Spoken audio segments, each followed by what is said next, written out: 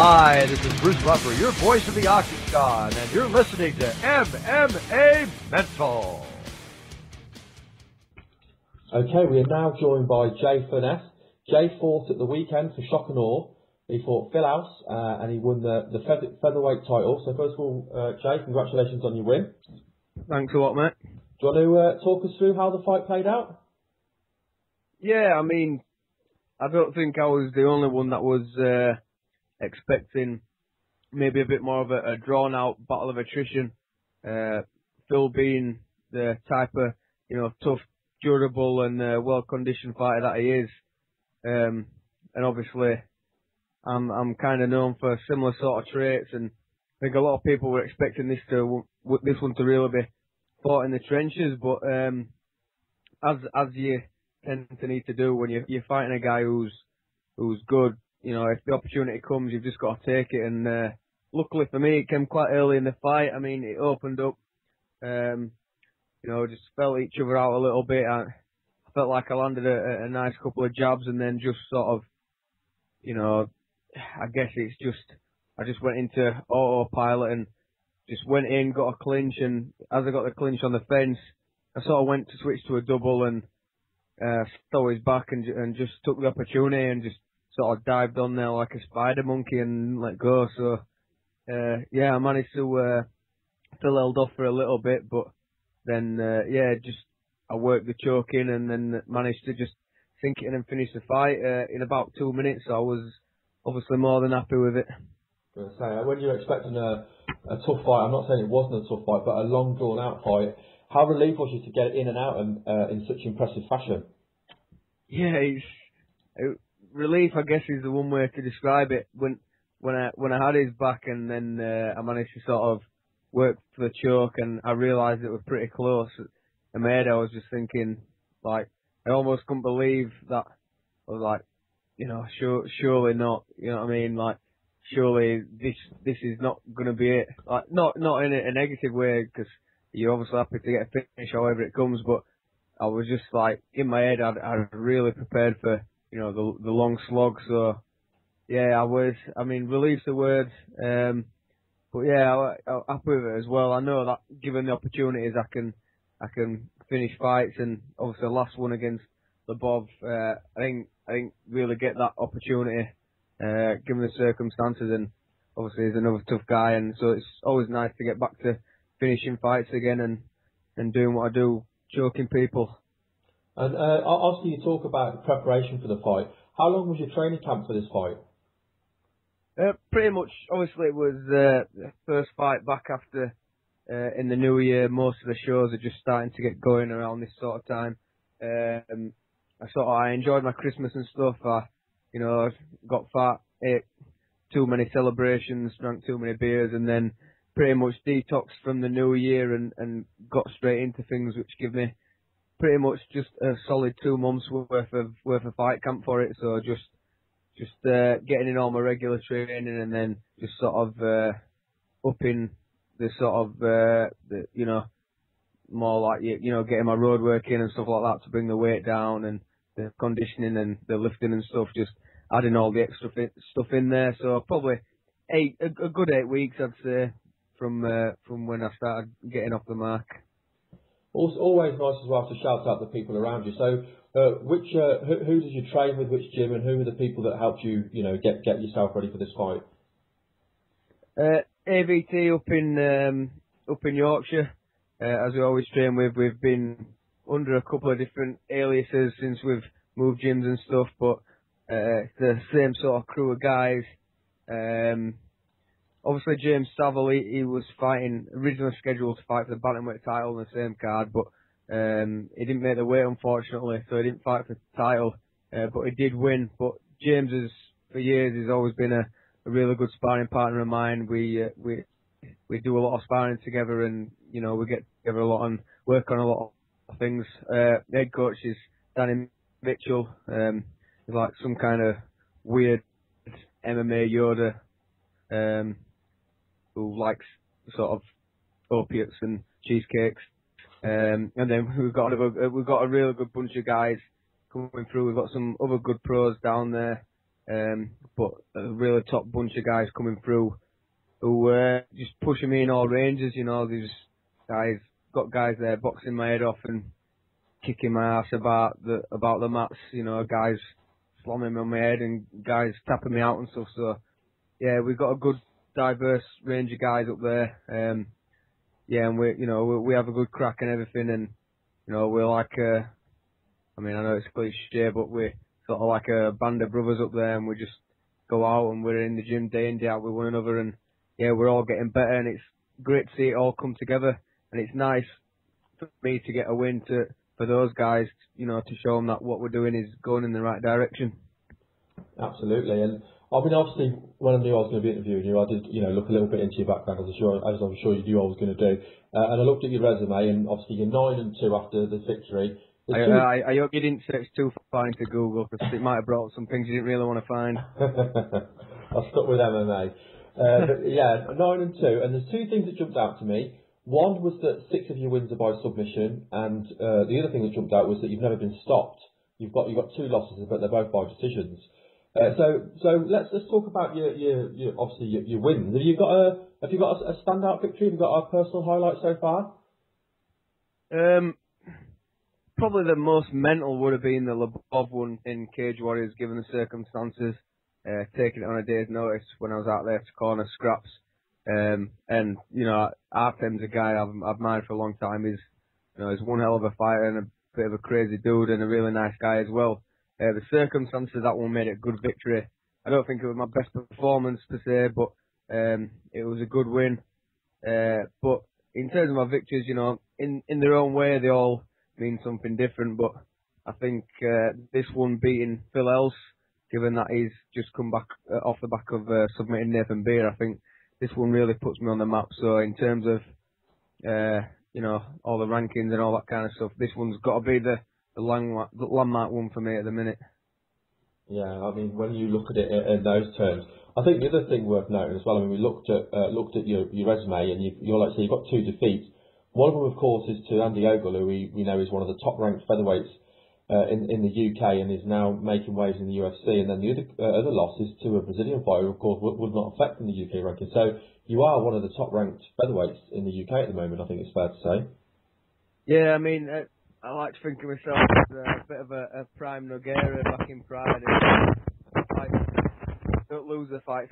I'm a pretty durable guy. I mean, I've taken the shots, and against both those guys, you know, they were both competitive fights. The one against Ogle, you know, I watched it back in the other day actually, and you know, I arguably won the first round, and then sort of just gassed out, and you know, he's a machine, like, and he just kept coming at me, and you know, he put me on my back, and you know, I other than gassing out and just not having the gas in the tank to push that he pushed that night, yeah, there's no excuses there. He definitely needs to win rounds 2 and 3, so it's great to see him go on and do what he's done, and if anything, it just, you know, sort of validates me that he's gone on to have success in the UFC. And my son Sal, he's another guy, obviously, both his brothers have been in the UFC. He trains full time. I mean, Andy was training full time as well. You know, so these guys are, you know, doing this for a career. So give it to lose to either of those. But I mean, that fight, I think it's still on YouTube, and it was a very, very close fight, and could have gone either way. I cut him open pretty badly. We didn't have bloods over in Brazil, so you know, a lot of people thought it could have been stopped. The decision could have gone my way, but fair play to him. He fought a good fight, and it was an amazing experience just to even fight out in Brazil. So, you know, the losses on my record, but you know, I'm not ashamed of them. Everything builds you up, and it's all awesome experience. And you know, I'm proud to have fought both of those guys. They're both top guys and really top fighters. So, you know, loss or not, it's all makes up part of my MMA career. Absolutely, I 100% agree. I want to ask you as well, what was your experience fighting in Brazil? Because obviously we Brazilian Jiu-Jitsu, obviously, it's where it all stems. You know, the people who started the sport, arguably the greatest, they come from Brazil. What was it like fighting in front of the Brazilian crowds? Oh, crazy. I mean, once it was Big Dave Keeley that sort of gave me the opportunity. He rang me one day and he says, "Oh, I've got a fight in Brazil. They're looking for a fighter. Do you want to do it?" And before he told me who or what or for whatever money, I'm like, "Yeah." And he's like, "Well, don't you want to know?" And I'm like, "I don't really care. I'll fight anybody in Brazil." Yeah, so he obviously gave me the name. I recognised the last name. I looked into him, and we went out there. It's crazy, man, for somebody to pay for me, some young kid from Murfield, to go out to Brazil and fight in front of thousands of people and, in front of tens of or even hundreds of thousands on TV. It was it's crazy, man. In terms of the experience, it was unbelievable. I'd go back again tomorrow. But Brazilian time is not a myth. That's one thing I found out. They're so laid back, like, they're almost asleep half the time. Yeah, it was an amazing experience. The fans really appreciate the sport, and a lot of the characters I met out there, I'll never forget. Fantastic. Now, something else I wanted to talk about as well. Obviously, I had the pleasure of meeting you. We met at Wembley, where we were sitting next to each other doing media for UFC on Fuel, which is where we talked a little bit about Andy Ogle and also talked about yourself. So obviously you were there for your website. You're the editor of YourMMA.tv. Do you want to talk to us a little bit about your site and what people can get from your site? Yeah, YourMMA.tv. We're a UK MMA resource first and foremost. I've worked full time in the MMA media for quite a few years now. I started working out for MMA Unlimited, which is a magazine a lot of people remember, hopefully fondly. And then we moved on I worked for Fight Magazine for a little while, and then we moved into the Your MMA venture. Still tried the print magazine. We're going to be publishing digitally in the near future, and the same as it's always been. The ethos is just always to try and promote the sport here.